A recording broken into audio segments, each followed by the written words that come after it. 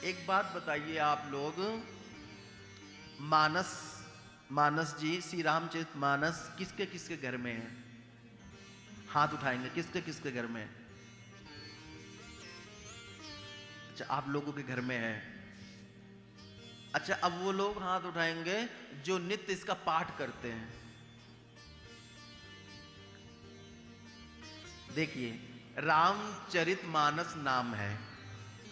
राम का पूरा चरित्र जो उन्होंने जिया है या किया है, इस मन मानस में बैठ जाए, उसका यही फल है कि हमने रामचरित मानस पढ़ी है। प्रतिदिन पाठ, एक एक दोहा, दो दोहा, जितना भी आपके समय है, आप उसका पाठ करें रोज। फिर आप पाठ करेंगे तो क्या होगा? पाठ करने से आपके भाव बदलेंगे। आपके भाव बदलेंगे तो आपके कर्म बदलेंगे। आपके कर्म बदलेंगे तो आप अच्छाई करेंगे, धर्म के पथ पे चलेंगे। और धर्म के पथ पे चलेंगे तो धर्मावान विग्रह रामः, प्रभु श्री राम को प्राप्त करेंगे। प्रभु श्री राम को प्राप्त करना है तो पहले धर्म का आचरण किया जाए। धर्म का आचरण कब करेंगे? जब शास्त्र वेद पुराण का पाठ करेंगे या श्रवण करेंगे। रामचरितमानस का प्रतिदिन पाठ करना है। आज हम जिस ग्रंथ के आश्रय में बैठे हैं उसका नाम है रामचरितमानस। चरित्र नहीं है, चरित्र। चरित्र चरित्र कैरेक्टर पे आ जाता है। चरित्र की बात जो है वो हमारे कैरेक्टर पे आता है, और जो चरित्र है वो हमारी कहानी है महाराज। ध्यान देना। चरितम रघुनाथस्य शतकोटि प्रविस्तरम एकैक मक्षरम पुंसाम महापातक नाशनम। हमारे जीवन में हमारा चरित्र कैसा है? हमारा चरित्र कैसा है? कैसे आप जानेंगे? भाई देखो, जन्म हुआ है, मरण होना भी निश्चित है। गोस्वामी पाद जी मानस जी में हर जगह कहते हैं कि इस भव सागर से पार पाने के लिए, इस भव सागर से पार जाने के लिए आपको प्रभु श्री राम जी की जो कथा है ये नाव के समान है। क्या है? समझ में आ रही बात? मानस जी में गोस्वामी पाद जी ने कहा है कि इस भव सागर से, ये संसार क्या है? बोलो भाई, भव सागर। ऐसे बोलना है आप लोगों को। आज पहला दिन इसलिए बता दूं आपको, 9 दिन तक ऐसे ही बोलना है। बोलवाता इसलिए हूं कि आप सो ना जाए। तो भव सागर बोलते हैं। अच्छा, सागर की उपमा दी है, अब ध्यान से सुनेंगे। सागर में तो हमने देखा है सागर को, तो सागर में तो अगाध सागर है, अगाध जल भरा हुआ है। फिर गोस्वामी जी ने इसको भव सागर क्यों कहा? देखो भाई, विशेषताएं तो सागर जैसी हैं संसार में।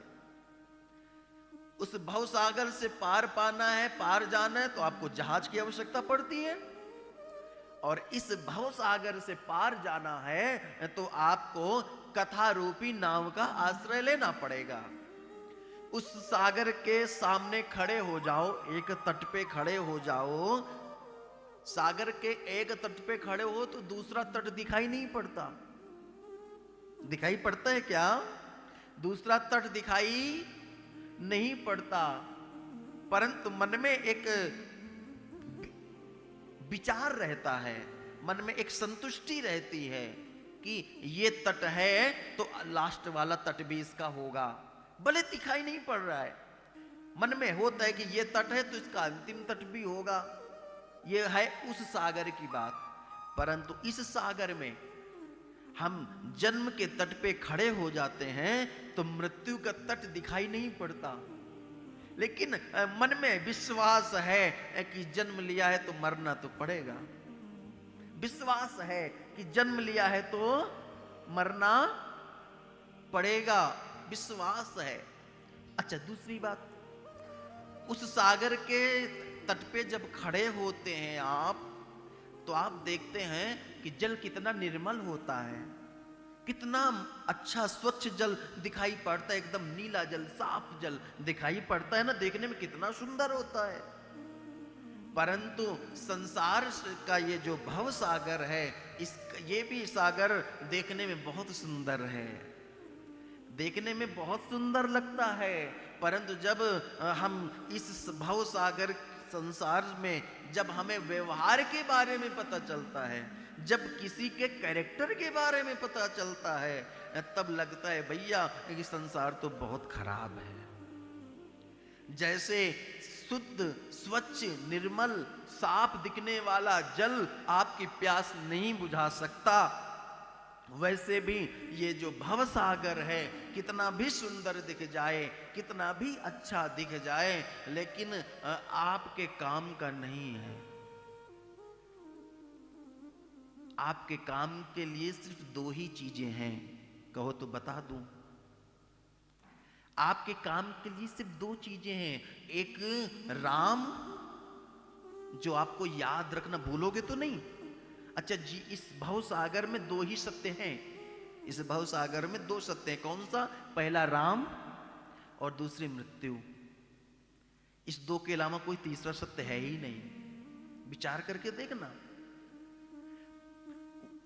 इस भव सागर में दो सत्य हैं, एक राम और दूसरी मृत्यु। ये दो अटल हैं, तीसरा कुछ भी सत्य नहीं। हम सत्य नहीं हो सकते, हम कुछ दिन के पहले हुए थे, कुछ दिन तक हैं और कुछ दिन के बाद नहीं रहेंगे। एक पीढ़ी, दो पीढ़ी, कुछ दिन के बाद लोग भूल ही जाएंगे महाराज। उस भव सागर में खड़े हो जाओ तो आपने देखा होगा, एक लहर आती है, समाप्त होती है, दूसरी लहर फिर आ जाती है। उस सागर में जब खड़े होते हो तो देखते हैं ना, लहर पे लहर आती रहती हैं। और इस भव सागर में भी ऐसा है, इसमें सुख और दुख रूपी दोनों भंवर में आते रहते हैं। कभी सुख की लहर आती है, फिर वो शांत होती है, तो दुख की लहर आती है, वो शांत होती है, फिर सुख की लहर आती है। तो सुख और दुख के बीच का जीवन है, इसी को जीवन कहते हैं महाराज।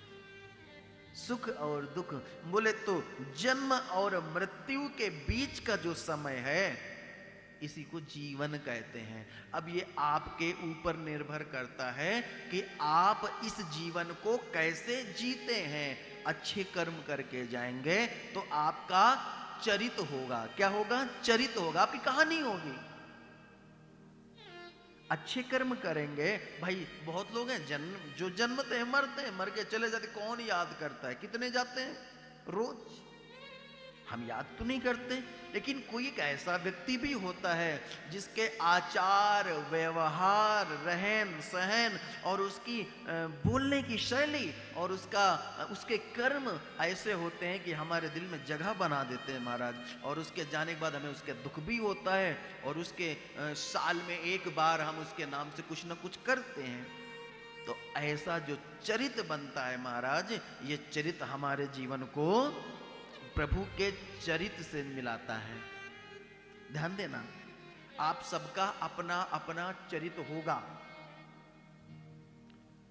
हो सकता है कि सामने कुछ और हो, लेकिन असली जो चरित्र होगा वो आपका एकांत में पता चलता है। जब आप अकेले होते हैं, रूम में जाते हैं, फिर आप अपने असली स्वभाव में आते हैं।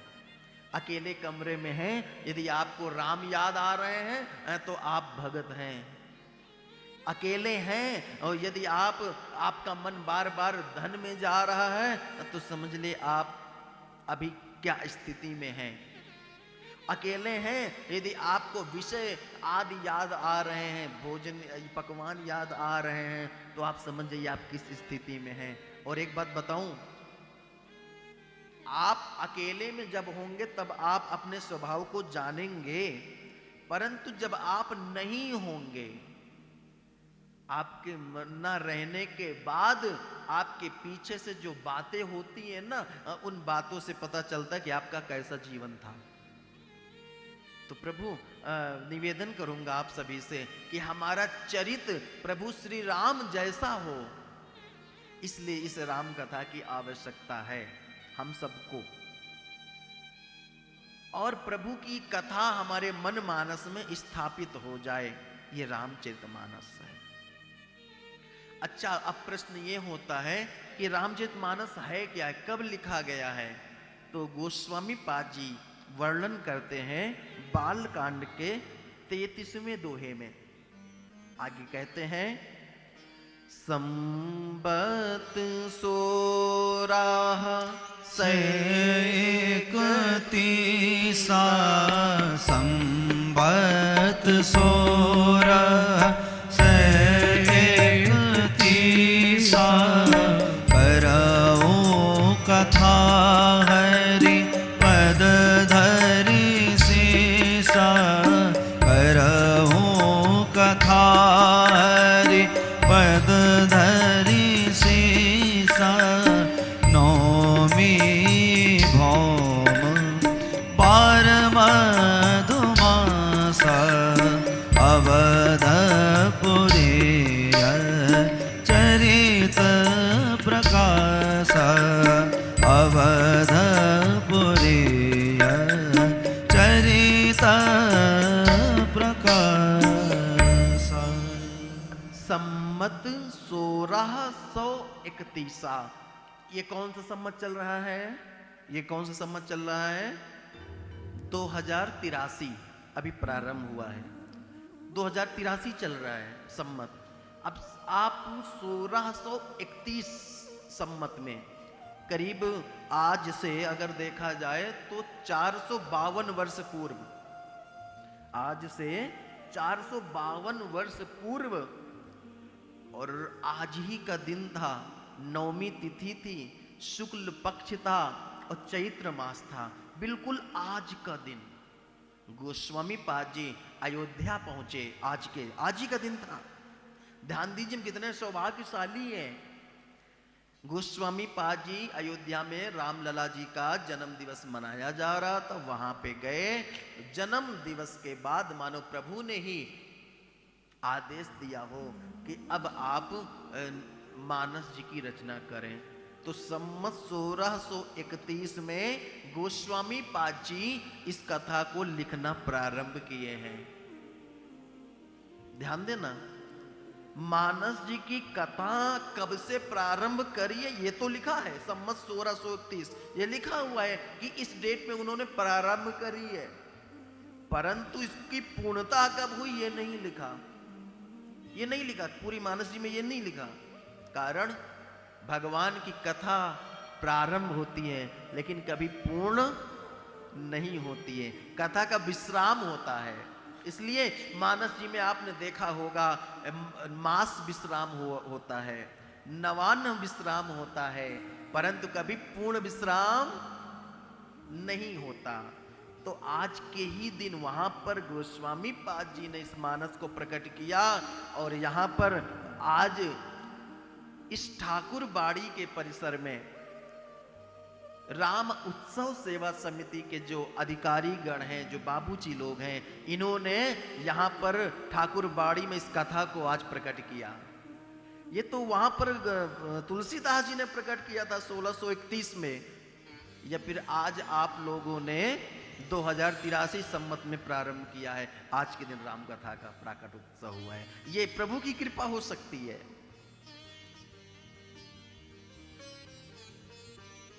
और ये कथा महाराज हम सब ध्यान देना, 3 चीजें होती हैं, कथा प्रारंभ होने का समय और कथा स्थल और कथा जजमान। ध्यान, 3 चीजें, तिथि भी उत्तम और स्थान सर्वोत्तम, और प्रभु की जो कथा है वो पुरुषोत्तम। तिथि उत्तम है और स्थान सर्वोत्तम है। स्थान कैसा? जहां महाराज देवता भी आने के लिए ललायित रहते हैं, आने के लिए एकदम तैयार रहते हैं, और बड़े बड़े साधु संत तपस्वियों को ये भूमि है महाराज। हम अभी जहां बैठे हैं ना, ये हिमालय की पूर्व दिशा की स्थान है। ये हिमालय के पूर्व में हम लोग बैठे हुए हैं, और यहाँ पर महाराज कहते हैं ना कि बात को जितनी ऊंचाई से बोली जाए उतने समझ में आती है। यहाँ पर आप तप करिए, जाप करिए, इसी का फल है कि ऐसे यज्ञ अनुष्ठान आज आप सभी को प्राप्त हो रहा है, ये आपके पुण्य हैं। तो ऐसे उत्तम दिवस में पुरुषोत्तम भगवान की कथा श्रवण करना, ये हमारे प्रारब्ध, हमारे जन्म जन्मांतर के पुण्य उदय हुए हैं, इसका फल है। ये बात मैं बार बार क्यों बोल रहा हूं? क्योंकि महाराज जीवन में आप बहुत ज्यादा धन कमा ले, जीवन की सार्थकता ये नहीं है। ध्यान देना, आपके बहुत ज्यादा सेवक हों, आपके घर में 10-15 सेवक हों, आप जो चीज कहें वो सब पूर्ण हो जाए, जीवन की सार्थकता इसमें मत समझ लेना। आप कहेंगे अरे जी मैं तो अपने बच्चों का पालन पोषण करता हूं, उनको वहां वहां पढ़ा रहा हूं। तो महाराज आपसे ज्यादा अच्छे से परवरिश पशु पक्षी करते हैं अपने बच्चों की। आपके तो पास साधन हैं, आप अपने बच्चों के लिए पालना आदि मंगा सकते हैं, झूले में कर सकते हैं, और बच्चों को पालने के लिए एक आया भी रख सकते हैं। लेकिन पशु पक्षी देखो कितने अच्छे से अपने बच्चों की पालन करते हैं। आपने मंकी देखा होगा, बंदर अपने बच्चे को देखो कैसे पेट में रख के दौड़ता है महाराज, कितने सुरक्षित तरीके से। और बिल्ली होती है, इसी मुख से शिकार करती है और इसी मुख से अपने बच्चों को उठा के सुरक्षित स्थान पे लेके जाती है। तो हमसे अच्छे से कर रहे हैं। फिर मनुष्य जीवन की सार्थकता क्या है? इस विनाशी शरीर से उस परम अविनाशी की प्राप्ति हो जाए, यही मनुष्य जीवन की सार्थकता है।